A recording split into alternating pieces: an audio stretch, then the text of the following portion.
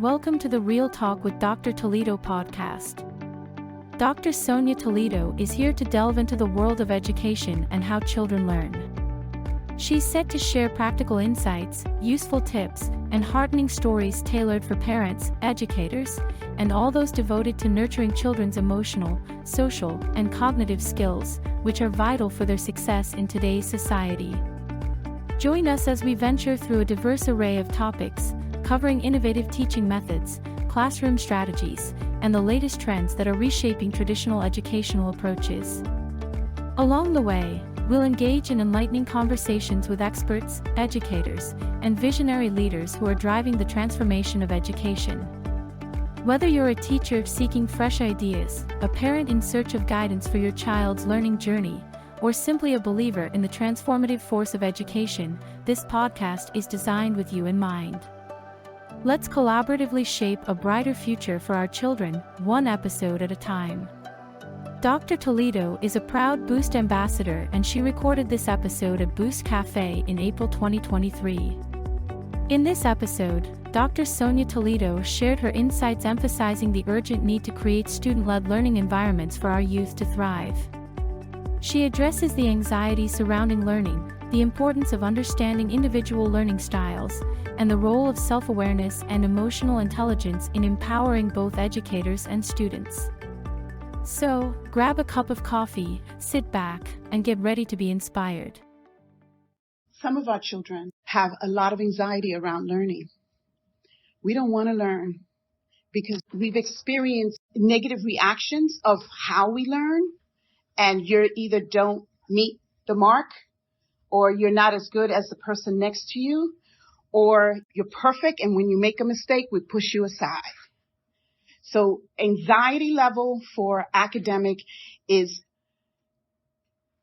exaggerated and so huge, especially now after the pandemic, because what we're not identifying is what is the learning style of our children.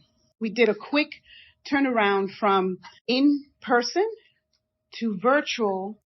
Then we spent a couple of years doing virtual, in-person, and we didn't go into, which kids are actually exceeding in the virtual? How many of those kids actually blossom in that environment, and how many kids blossom more in the personal environment? As responsible educators, we didn't think that it was so critical for us to understand our learning process and create strategies to support our children consistently.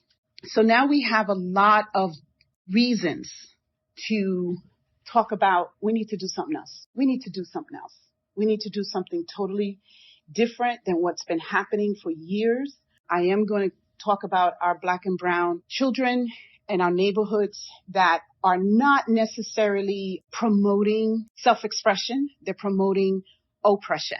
They're promoting restriction. I want to talk about our children's self-actualization and their self-worth of who they are in this world. We have an opportunity to create an environment where our children begin acknowledging the contribution that they have on this earth from now.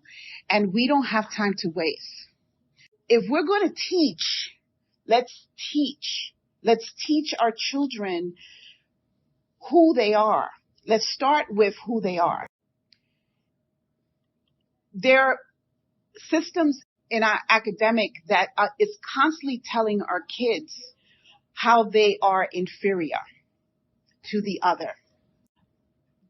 This gets programmed into our system of who we are. I'm either in a smart class or I'm not. I'm going to a failing school or I'm going to a good school. Parents jump through hoops to get their kids in particular schools, even if it's not in their district, because the learning environment is different than the schools in the district. We do have an opportunity. We have an opportunity in the after-school world to create an environment where our children really feel the sense of purpose for themselves, no matter who they are. Because of today's world and what we're experiencing, There is not a day that you turn on the news and you don't see something that is horrifying. One, am I safe in school? Is that even a notion anymore? Are we becoming normalized? Think about our children's mindset if this is normal. So in other words, we're accepting fear and we're accepting terrorism to our children. I turn on the TV and I see the potential wars the wars that are happening in the world. Well, would that bomb come near me? Think about a 5-year-old that sees this in the news, or even hear it, their parents talking about, or adults around them talking about what's happening. What is going on? How could I possibly succeed in this world with all of this coming, with all of this happening? Now, who am I? Right? So we're starting with our young people learning how to identify and self-actualize themselves through our lenses, which is detrimental. Because our lenses is not healthy. We are not healthy body, mind, and soul in order to even see how we could see the health in our children. Right? And that goes back to, if we're going to lead, let's lead. If we're going to lead, let's talk about our self-care, our self-emotional intelligence. Are we there yet? Right? Because only through emotional intelligence are you able to really pick up the truth about where our children are. Because you know yourself. If someone has high emotional intelligence, they perceive their workplace stress low. If someone has a low emotional intelligence, they perceive their workplace stress high. Now, what is the clear predictor? Is self-management. Self-management allows us to understand what works for me and what gets me to be my best and what doesn't work for me, right? So with emotional intelligence, you get the sense of, when I feel something, why am I feeling it? And what does that mean for me, right? Versus I'm feeling something and I just keep moving because I have this task, I have this thing. It's like, how many of us walk around not eating all day because we got so much to do that we don't stop to say, I'm going to eat. And here's the trick, the ticket. Stopping is the secret, is the magic pill. Stopping and giving yourself 5 minutes generates your brain, rewires your brain to begin to think about what's next. That strategy alone is a tool, right? It's a tool that we could use for ourselves. But if we don't know what the tools are for us, how do we know what the tools are for our kids? Those are those little simple, what I call simple, but very important strategies for us as adults to manage our own selves. And then start thinking about, how am I going to create an environment to help our children manage themselves? We first have to do self-care.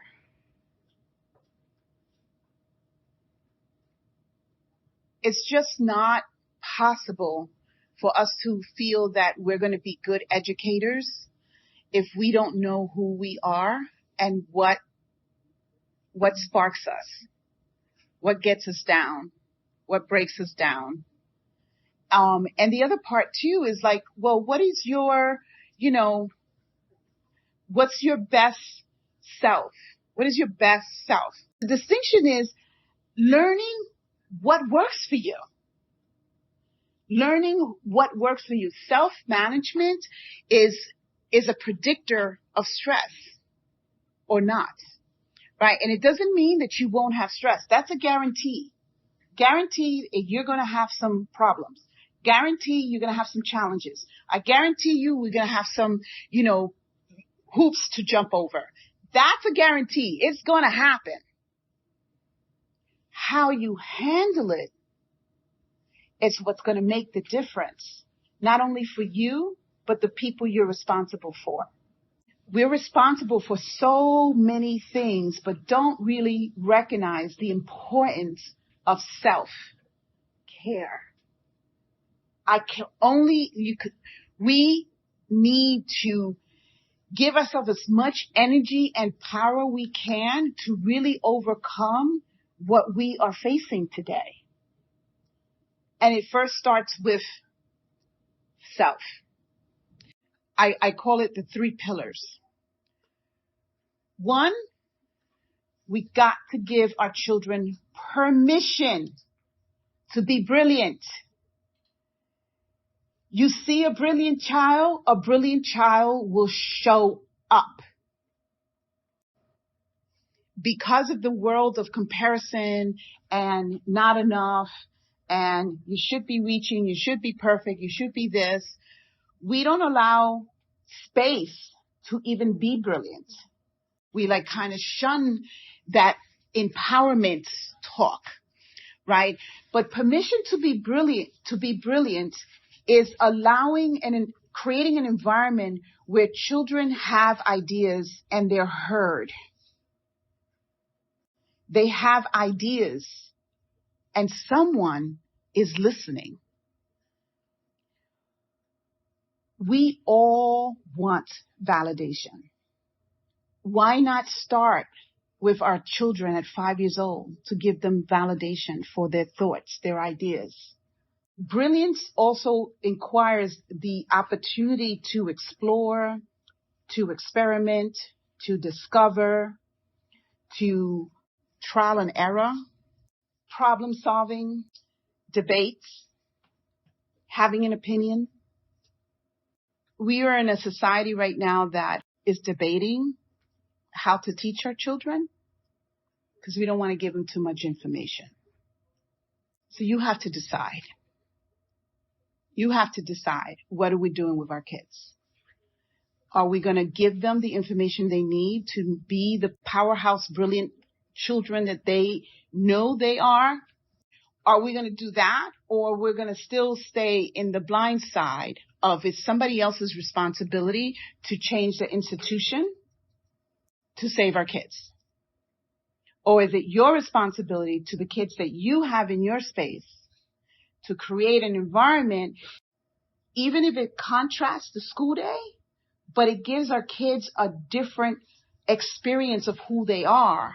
Why are we adults making excuses that have nothing to do with us? If we are educators, we will find the way. Don't touch a table. Don't touch a chair. Don't touch anything on the shelf.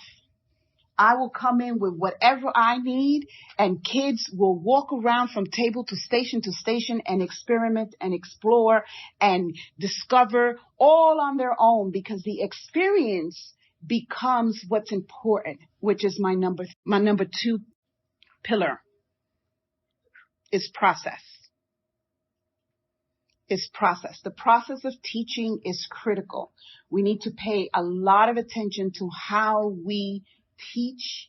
How do we create a space that allows our kids to discover who they are? In the traditional setting, we basically have 80% of the time the teacher is taking up the space. And the student, 20% of the time, gives back. I want children to have 80% of their learning process and teachers 20%. The teacher is responsible for the resources. The teacher is responsible for creating the pathway. In other words, there's still guidelines. There's still process, like step 1, step 2, we'll do it this way. But they bring in the resources. They listen to what kids are asking and fulfill it. And they step back and call it the grandma theory, where you're like in the back of the kids going, yeah, wow, that's amazing. That's brilliant that you did that. So we're not necessarily telling them what to think, what to say, what to do. We're having them discover it. Now, of course, if you're in an elementary school, you got the little ones, you give them, you are setting up the stage of what they're discovering. Let them hands-on discover through the process. So we are responsible for designing a space that allows children to navigate themselves through the space. That navigation is self-management. This is the amount of time that I'm going to take to do my homework. I'm going to leave the rest for home because I could read on my own or I could write on my own. I don't need help. That's self-management. I'm going to sit with my friends, but when we're doing academic, I'm going to sit away from them because they distract me. That's called self-management. I'm going to share and help someone else because they're struggling. Those are skills that we teach now, but we have to set up the platform for those skills to actually be practiced. And our expectation is, I'm not going to sit you guys together because you guys don't know how to behave when you're together, so I'm going to move you. You think you're doing anything? You're not doing anything. We're not doing anything by doing that gesture of moving people, our kids, ourselves, because they're distracted. We're not teaching them anything except that we're removing them from their social management. I say, sit there. Your job as a team is to complete this task. And every single one of you are responsible for every single one of you. No one gets left behind. You all got to go through the whole finish line together. Let them debate, let them fight, let them discuss, let them do whatever it takes. Some teams are going to get to the finish line faster than other teams, but you allow them to go through the process, the natural process of them discovering themselves within a group and discovering the people around them that contributes to them. We are not in silo. We don't operate in silo. Right now, we have to work as a team, but we're teaching children in silo. Let's teach them in a team so they know who they are within the group. So the distinction of that scenario is we're in control 80% of the time. The other scenario, the second scenario, is that now they're in charge and it's not at my pace, it's at their pace. And that's okay. Our kids, every one of us has something that we struggle with. And then we have things that are way in advance, way like they will exceed. The only way we know that is by going through process with others to see how I blossom in that process. So when I speak about process, the first thing we want to do is get away from the traditional classroom setting and begin having our children discover what they're interested in. The third pillar is purpose, permission, process, and purpose. The school-age years are designed for you to discover your talents, your skills, your relationships. Those are all benchmarks from kindergarten to 8th grade that we are going through in life. But then there's also this one thing that we want our children to have, but we don't prepare them to have, which is purpose. We want them to go to college. So there was a point where we forgot the why. Why do we want them to go to college? Because they're self-actualizing themselves to make a contribution into the world. So we kind of like stopped the why and just said, just do. Just go to college. Go to college, get a loan, come up with a degree, get a job, and you're making $55,000 a year. We're not doing justice with just saying go to college.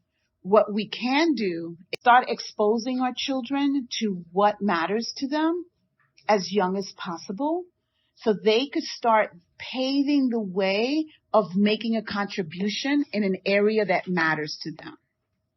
Ask them, how was the pandemic? What was the one thing that really, really bothers you? Children deserve to be safe physically and emotionally everywhere. What matters is that I am putting myself through this process because I know exactly the difference I want to make in the world. If you ask our kids about how they're experiencing the world today, I would say at least 80% of them will start talking to you about mental health.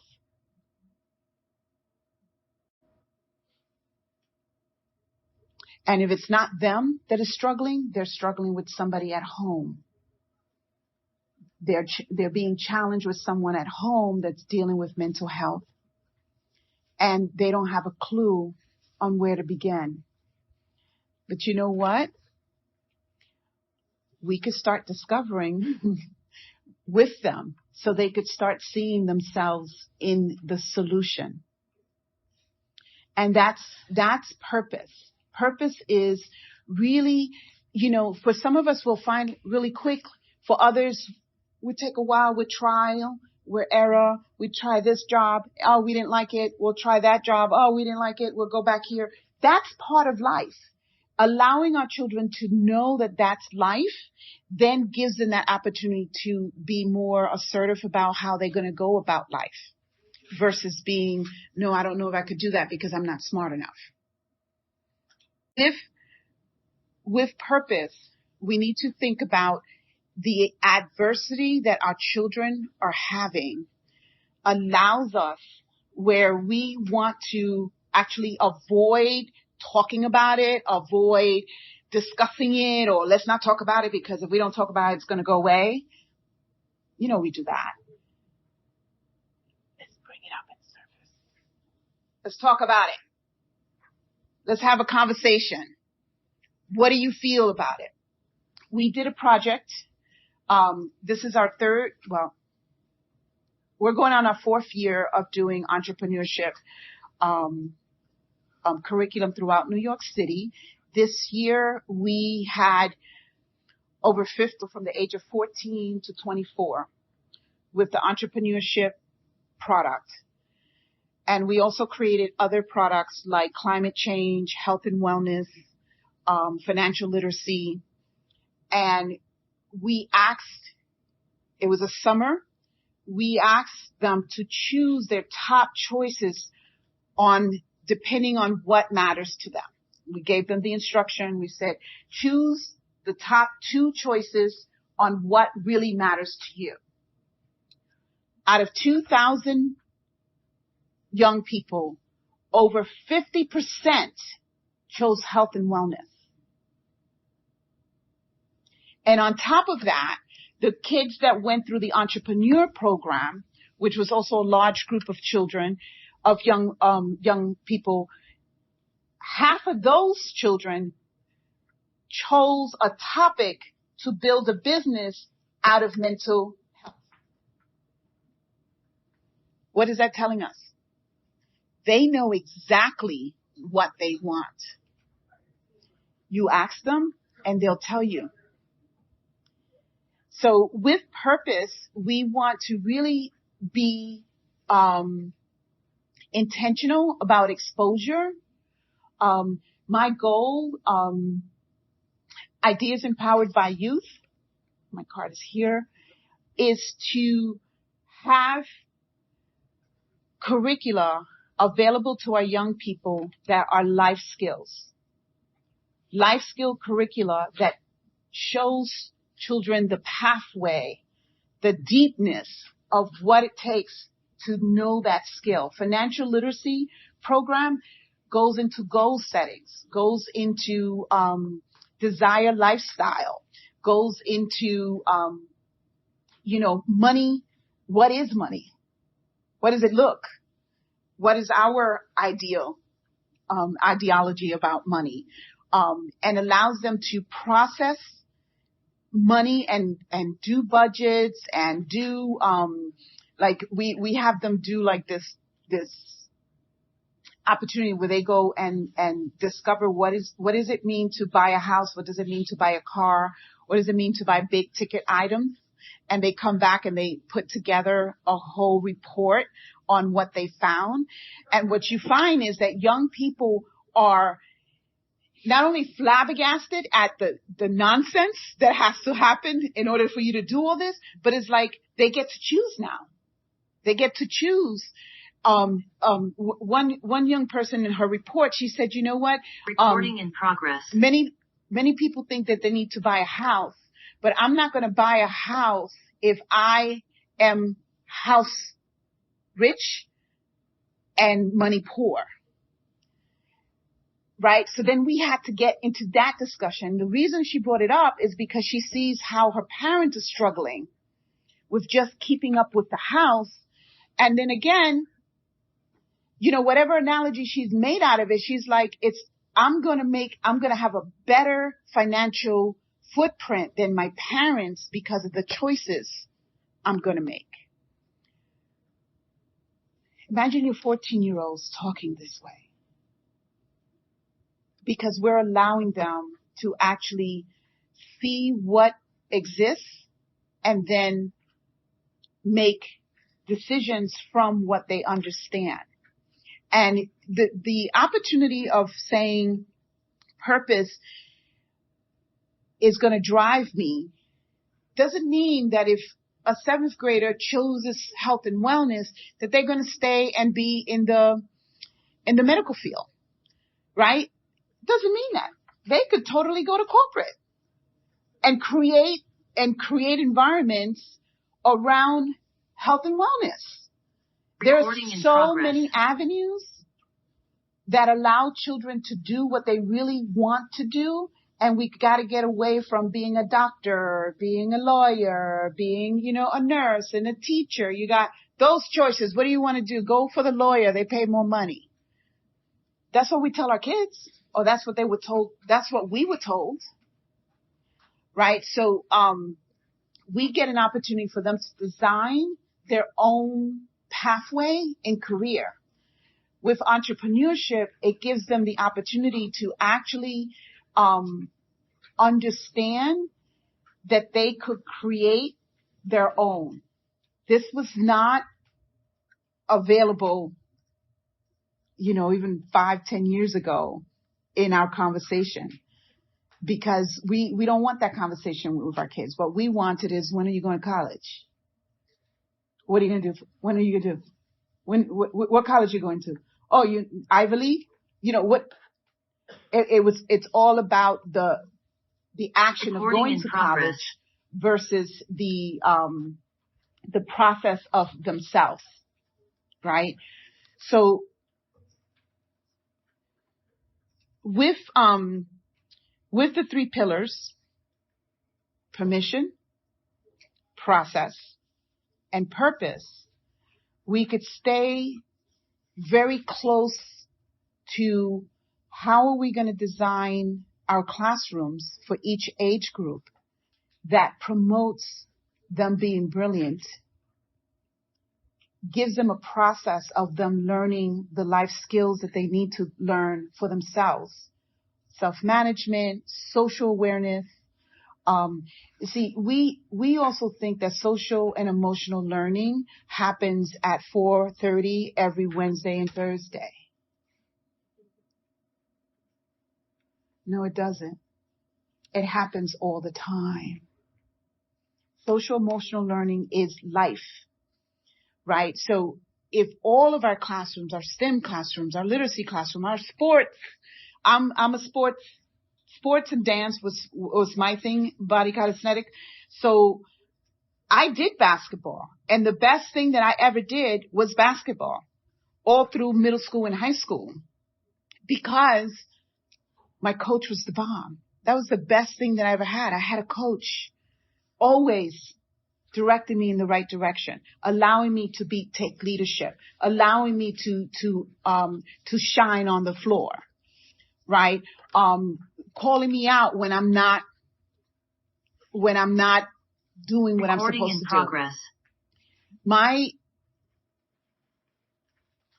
My opportunity for us to understand the process that our kids go through is them discovering for themselves what works for them and what doesn't work for them. During the time of from middle school to high school to early adulthood, this is the time where you go through a lot of rebellions, right? So what we want to do is we want to restrict our kids from being rebellious, right? But imagine if we start talking with our children early on in elementary and middle school. So by the time that they're in that age group, that they're deciding it's not it's not going to be blind for them anymore. It's going to be like, oh, I already know I'm not going that direction. I'm going this direction. And within this direction, because this is what matters to me, I get to trial and error. I get to fall. I get to get back up. I get to try. I get to get back up. I get to figure it out. I go that direction. Oh, that didn't work. Let me go this direction. Oh, you know what came up? So the clarity of vision for our children helps them drive their own learning process because they know and they feel what they want. In our entrepreneur program last year, we had quite a few young people share what they got out of the program. And this one particular young lady, 16 years old, she started a new recording in progress, a new company with called TLC Artistry, and designed a motto, and it was during the pandemic, so it was virtual, and now they're turning it into in person, where members will get a kit delivered to their house, and then there were also community events that members could participate in. Now we're talking about two 16-year-olds creating this business where you get to come together with your community and talk. So you could have for this week is a knitting, or this month is a knitting kit, or they'll have a autogrammy kit, whatever. They had different art kits that will be sent to all members to help with mental illness and community. They got, not only did they win the $2,500 from the competition with Dignity of Children, but they actually are continuing to do bids, pitches, and they're winning. They're winning. They're getting money. Did I tell you they're 16 years old? And they're like, well, some of this money is going to sit for a while because we don't got time to do a full-fledged company right now. We only got a part-time company. So we're only going to spend some of the money, but this helps them understand that they have something to drive themselves with, even though they have the responsibility of life. I'm going to college. They're going to college. They're like, oh, this year we have to get into college. So it's going to be a slow process. We stay connected with our young people who go through the entrepreneurship, and we want to give them references to other programs as well. But what did they get out of it? They got out of it time management, responsibility, holding themselves accountable, learning how to communicate, being able to negotiate or enroll people into their ideas. They got it down pat. And this is just one group of many young people who go through the entrepreneurship program. Make an assessment in your environment on how children are expressing themselves. Ask them, do they feel emotionally safe? Do they feel heard? Create opportunities where kids are learning collaboratively. Create projects that are not just a way to keep them busy, but projects that are real world experience. Projects that actually they go out into the world and actually make an impact in the world, because then it makes it more tangible and it gives them that opportunity of value. Like, I am making a contribution. I'm validated. I bring value even now as a 16, 14, 10-year-old. Recording in progress. Set up an environment that is colorful, that supports trauma-informed care. Let's pay attention to what really, really matters, which is what is our emotional state. So it's not just your emotional state, but their emotional state, and give them tools that helps them navigate the world regardless of what challenges come in front of them.